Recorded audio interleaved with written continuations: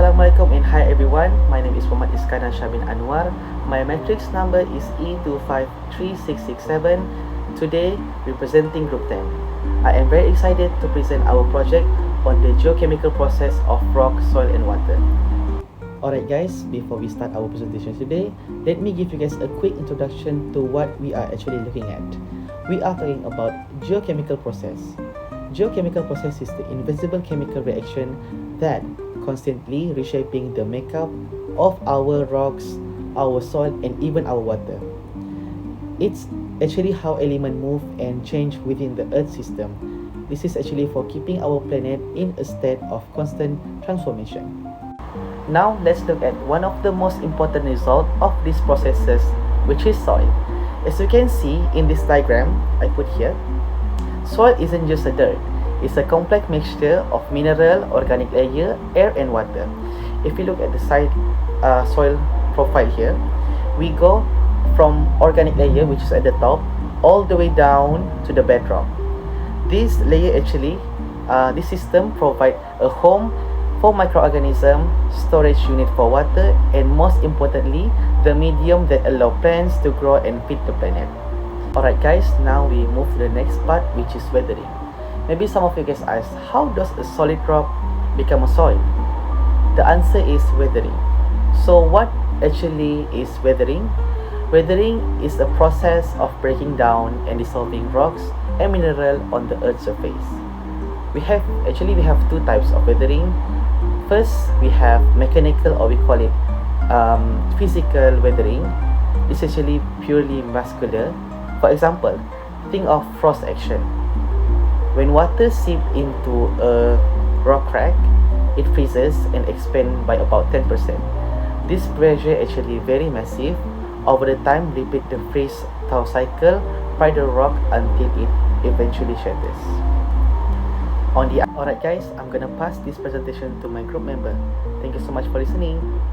Hello everyone, my name is Ahmad Zarif bin Sharizal and I'm going to present you about the weathering. And in weathering, we got chemical weathering and physical weathering. So I am going to explain about the chemical weathering, where hydrolysis and oxidation occurs. So what is hydrolysis? Hydrolysis is a chemical reaction wherein water and another substance both decompose into ions, and the OH groups ion with one another of the fragments, and the H plus ion with another fragment. It can also changes the physical appearances of the rock. As you can see in this image that I provided. So how does it work? What is the process, action and results? So first is the dissociation, where water splits into H plus or hydrogen and OH minus hydroxyl ions.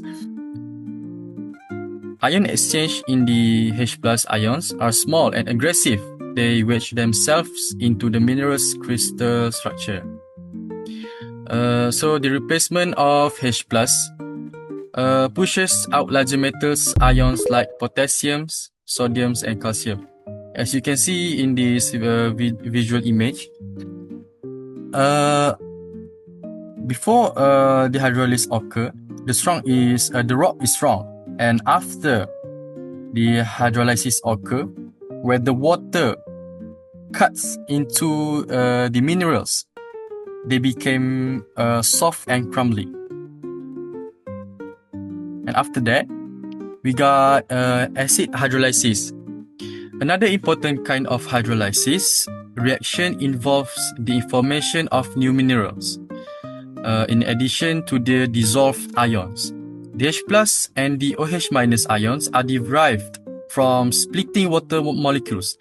Hydrolysis can occur in pure water, but it usually accompanies reactions with acids. Thus, this kind of reaction between a mineral and an acid is usually called acid hydrolysis. Acid hydrolysis is a chemical process where water is used to break the bonds of a particular substance, but the reaction is speeded up, or we can call it catalyzed. by the presence of an acid. So in soil geochemistry, this is one of the most powerful ways that rock turn into soils. As we can see in this visual image that I provided, where potassium feldspar react with water, produce kaolinite or clay, quartz, and ions. How acid work in hydrolysis? In plain water, hydrolysis usually can be very slow. However, when you add an acid, which is essentially a high concentration of hydrogen ions, those ions act like aggressive little wedges that goes through the minerals and dissolve the minerals or exchange old minerals to new minerals. They attack the chemical bonds of minerals much more forcefully than neutral water molecules can. So in this visual image that I provided, A and B is represent the chemical substance where it reacts with water and it separates the H ion and OH ion. So next is the chemical weathering. As I mentioned, we also got oxidation. So what is oxidation? Oxidation is where chemical combination of oxygen in the atmosphere or dissolve in water with one mineral to form a completely different mineral in which at least one of the element has higher oxidation state or higher ionic charge. It can turn rock red or orange. As you can see in this image that I provided, the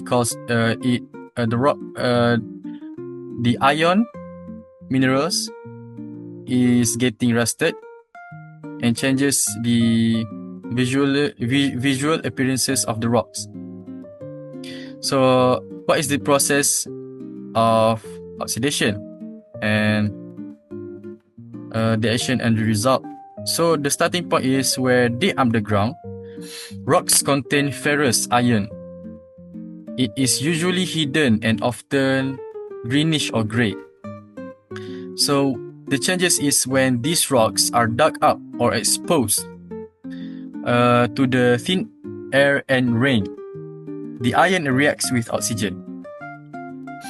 So when all of that occur at the same time, the result is that the iron loses an electron and becomes ferric iron, Fe3+. This creates new minerals like hematite. Why does it matter? This is why tropical soils and red beds look like rusty brick, and it is literally iron rusting on a massive geological state.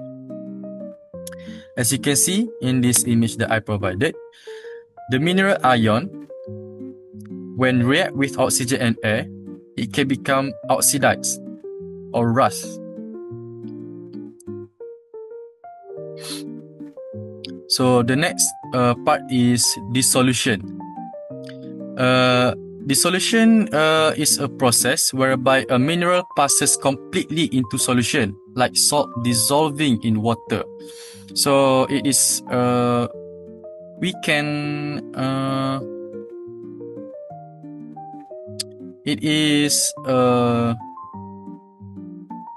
more likely to be hydrolysis, but hydrolysis is when the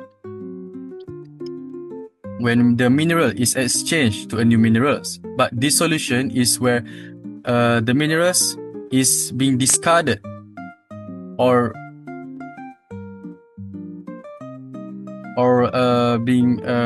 the mineral will be dissolved and no new minerals will form. So for an example and how it works